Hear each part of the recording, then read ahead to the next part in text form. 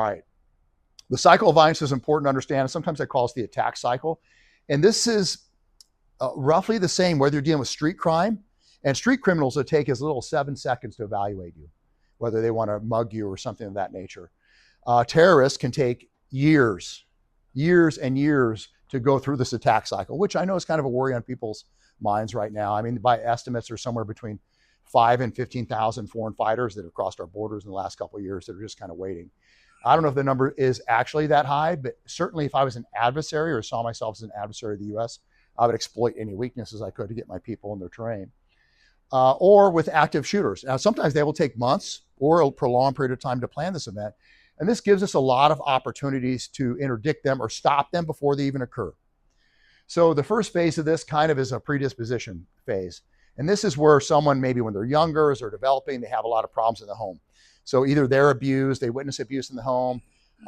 Some of the key indicators here are if their parents get arrested for anything, absent parents, abuse, and kids that have mental health issues.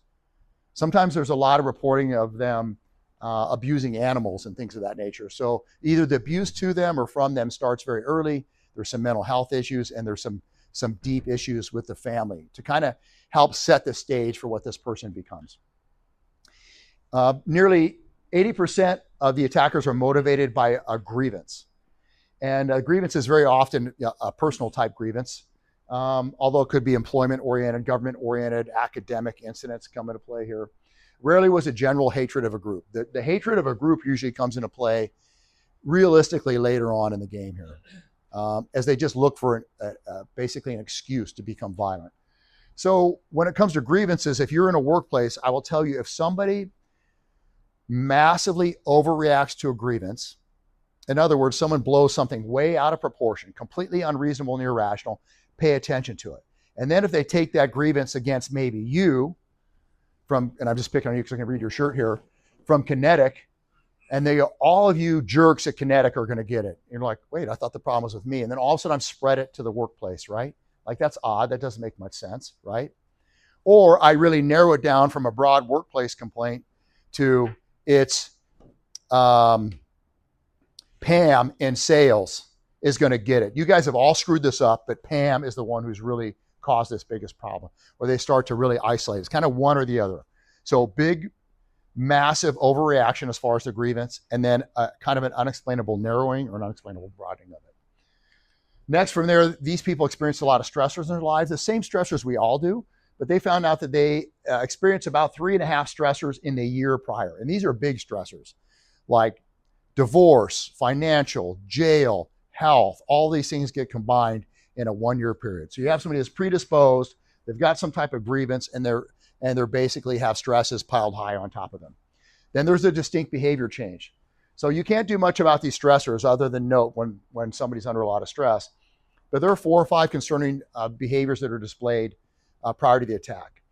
Mental breakdown, substance abuse, deviant, disruptive behavior at work, or things of that nature. I'll tell you, one of the big shifts in here is you'll see them start to become obsessed with killing, and they will start to pull up data, do web searches on either other mass killers or anybody that's considered really evil or really bad. They'll start to idolize them. And in a weird way, right? Fascination with weapons is another one. Look, I own a gun store, right? But I know the difference between people that enjoy firearms and even people that are maybe fascinated by it, but an unexplainable, like really weird fascination with them is another big trigger there.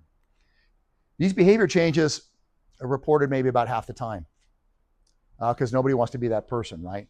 Then there's an ideation phase. They come up with the idea for the attack, and then there's typically, or not always, but there's some type of like triggering. So in the case of the employee, I could probably guess what the trigger was, that they were fired or faced some other type of punishment. Relationship loss is a big one. Anything that's going to make that person feel like really isolated, socially isolated, can drive all of these. And then the one thing you want to look for is planning. So 77% spend a week or longer planning, and 46% spend a week or longer preparing. 1 or 2 months was kind of the most common. So planning and preparing are a little bit separate. Preparing means they're acquiring weapons, they're acquiring tools to do what they can. They're starting to do surveillance work, test defenses, and things of that nature.